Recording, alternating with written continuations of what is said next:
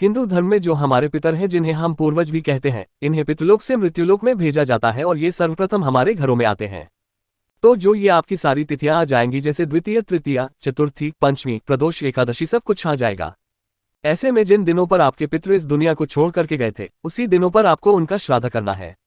अगर आपको तिथियां पता नहीं है तो आप इसे अमावस्या के दिन भी कर सकते हैं। तो इन सब में सबसे पहले हम आपको बताएंगे इन 16 दिनों में कौन सी ऐसी गलतियां हैं जो नहीं करनी है और कौन सा उपाय है जो आपको करना चाहिए, जिससे आपके पितृ देवता खुश रहेंगे और आपके हर एक परिवार के सदस्य की उन्नति होगी। क्योंकि दोस्तों, ये पूरा खेल पितृ दोष का ही होता है। सबसे पहले बात करते हैं, जब भी पितृपक्ष की शुरुआत होती है तो आपको किन चीजों को आपके घर में नहीं लाना चाहिए जिससे कि आपके पितृदेव नाराज ना हो। तो सबसे पहले एक तो यह चीज काफी सारे लोगों को इसका नाम पता होगा। इसे आगरा का जो पेठा होता है वो इसी वाले फल से बनता है। काफी सारे लोग इसकी सब्जी भी बनाते हैं, पर गलती से भी आपको 16 दिनों के पितृपक्ष में इसे घर में नहीं लाना है और ना ही इसकी सब्जी बनाना है। काफी सारे लोग इसे कद्दू समझ लेते हैं, लेकिन ये कद्दू नहीं है। कद्दू जैसा जरूर दिखाई देता है, लेकिन ये कद्दू नहीं है। अगर आपको इसकी सही पहचान करनी है तो जब भी आप इसके ऊपर हाथ लगाओगे तो इसके ऊपर से सफेद सफेद साथ एक पाउडर की तरह से जमा हुआ आपके हाथों पर चिपक जाएगा। तो कुछ इस तरीके से ये होता है पेठे वाला फल, जिसको काफी सारी भाषाओं में कुष्मांडा या पेठे वाला फल भी कहा जाता है। तो आपको इसे गलती से भी अपने घर में नहीं लाना है। तो पहले काम तो ये हो गया। इसकी जगह पर आप पितृपक्ष में कद्दू बना सकते हो, इसकी कोई दिक्कत नहीं है। दूसरी चीज है, जब भी आप पितरों को भोजन परोसोगे, भोग लगाओगे, तो आपको अपने पितृ देवताओं को गलती से भी भैंस के दूध की बनी हुई मिठाई या खीर काम में नहीं लेनी है। आपको सिर्फ और सिर्फ गौ माता के दूध से ही बनाए हुए मिष्ठान बनाने हैं, वरना आपके पितृ देवता नाराज होते हैं। तीसरी चीज है गोभी। आप सब लोग जानते हो तो आप इस वाली गोभी को, जिसे हम फूल गोभी कहते हैं, इसे आप घर पर खा सकते हो। लेकिन ये जो कि बेज होती है, जिसे हम पत्ता गोभी कहते हैं, इस पत्ता गोभी की सब्जी को भी घर में नहीं बनाते हैं। इस चीज को अवश्य ध्यान में रखना। चौथी चीज, तुरई की सब्जी। तुरई की सब्जी भी आपको जरूर बनानी है, जिसे गिलकी वगैरह भी कहा जाता है। इससे आपके पितृ देवताओं को शांति मिलती है और वो खुश होते हैं, वो प्रसन्न होते हैं, आपके परिवार की उन्नति करते हैं। पितृपक्ष का महत्व बहुत अधिक होता है। ऐसा माना जाता है पितृपक्ष के दौरान हमारे मृत पूर्वज पितृलोक से हमें मिलने आते हैं और अपने परिजनों के बीच रहकर अन्न और जल को ग्रहण करते हैं। पितृपक्ष की महत्वपूर्णता बताते हुए स्वयं भगवान श्री कृष्ण भी कहते हैं, पितृदेव हमारे घर के देवता होते हैं जो हमारे घर की रक्षा किसी कवच के समान करते हैं। ऐसे में जिन घरों में स्वयं पितृदेव खुश रहते हैं, उस घर पर कभी कोई संकट नहीं आता। लेकिन अगर किसी घर में कोई पितृ दोष होता है या उनके पितृ देवता उनसे नाराज होते हैं, तो उस घर में हमेशा लड़ाई झगड़ा, अखिलेश, धन की परेशानियां और बीमारियां बनी रहती है। ऐसे घर में कुछ भी मंगल नहीं होता। और ये जो पितृपक्ष के 16 दिन होते हैं वो अपने पितरों को खुश करने के लिए ही होते हैं।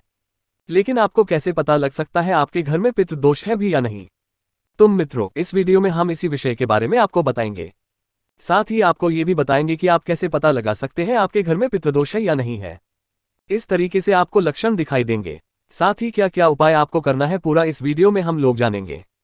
साथ ही हम आपको एक ऐसा कार्य भी बताएंगे जिससे आपको इस पितृपक्ष में अवश्य कर लेना है।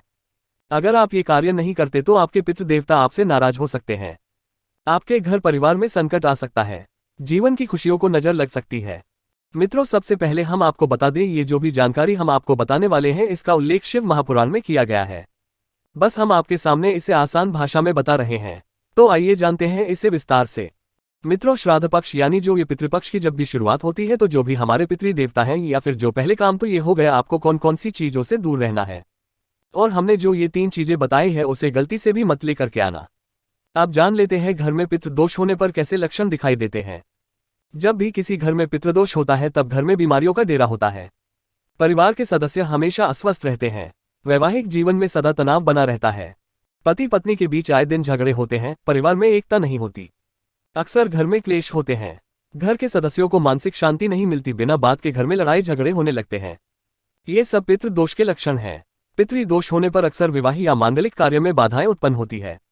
शादी में तमाम तरह की परेशानियां आती है। कई बार तो शादी पक्की होने पर टूट जाती है।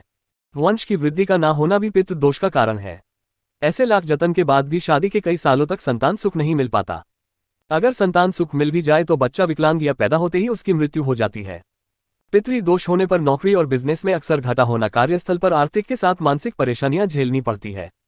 ये सभी पितृदोष के लक्षण हैं। अब जानते हैं पितृदोष से छुटकारा पाने के कुछ उपाय। इन सभी उपायों के अंत में हम आपको वो असरदार उपाय भी बताने वाले हैं जिसका उल्लेख शिव महापुराण में बताया गया है। इसलिए वीडियो को पूरा अवश्य देखें। अगर किसी व्यक्ति की कुंडली में पितृ दोष बन रहा है तो ऐसे व्यक्ति को घर के दक्षिण दिशा की दीवार पर पितरों की फोटो लगानी चाहिए। साथ ही नियमित उनकी पूजा करके अनजाने में किए गए गलतियों के लिए उनसे क्षमा याचना करनी चाहिए। कहते हैं इससे पितृ दोष का प्रभाव कम होने लगता है। साथ ही पितृपक्ष में पूर्वजों का विधि विधान से तर्पण और श्राद्ध करें। पितरों को प्रसन्न करने के लिए पीपल या वटवृक्ष के नीचे किसी लोटे में गंगा जल लेकर उसमें काले तिल, दूध, अक्षत और फूल डालकर पीपल को अर्पित करें। कहते हैं इसे करने से पितरों को शांति मिलती है और वो आपको शुभ आशीर्वाद देते हैं। पितृपक्ष में रोजाना घर में शाम के समय दक्षिण दिशा में तेल का दीपक लगाएं। कैसा आप रोजाना भी कर सकते हैं, इससे पितृ दोष खत्म हो जाता है। पितृ दोष से मुक्ति पाने के लिए आपको पितृपक्ष के 16 दिनों तक शिवलिंग पर नियमित रूप से जलाभिषेक करना चाहिए। ऐसा करने से आपको काफी ज्यादा फायदा देखने को मिलेगा। वहीं पितृ दोष से भी मुक्ति मिलेगी। इसके अलावा जीवन में आ रही तमाम समस्याओं से भी छुटकारा मिलेगा और धन का आगमन होने लगेगा। पितृपक्ष में जरूरतमंद को भोजन करवाएं या गरीब कन्या के विवाह में मदद करने से भी पितृदेव खुश होते हैं और पितृ दोष शांत होने लगता है। अब जानते हैं उस असरदार उपाय के बारे में जिसका जिक्र शिव महापुराण में बताया गया है। पितृपक्ष के दौरान सबसे पहले आपको एक कटोरी में चावल, बेलपत्र और दुर्वा बांधकर पानी के घड़े के पास रख देना है। कहते हैं ऐसा करने से भी पितृ दोष से मुक्ति मिलती है। इतना ही नहीं, पितृदेव भी अपने लोगों से खुश रहते हैं और उनके जीवन की तमाम समस्याओं को दूर करने में मदद करते हैं। अब आप सोच रहे होंगे कि चावल की कटोरी को रखने के बाद उसका बाद में क्या करना है, तो आपको बता दे 2-3 दिन बाद कटोरी में बंधा हुआ बेलपत्र और दुर्वा शिवजी के शिवलिंग पर अर्पित कर दें और चावल को अपने घर में छिड़क दें। तभी आपको इस उपाय का फायदा देखने को मिलेगा। तो मित्रों, ये थे पितृ दोष से छुटकारा पाने के कुछ असरदार उपाय। हम आशा करते हैं हमारी ये जानकारी आपको अच्छी लगी होगी। अगर अच्छी लगे तो वीडियो को लाइक करें, चैनल को सब्सक्राइब करें। साथ ही कमेंट बॉक्स में जय श्री कृष्ण, जय पितृदेव अवश्य लिखें। इस वीडियो को पूरा देखने के लिए आप सभी का धन्यवाद।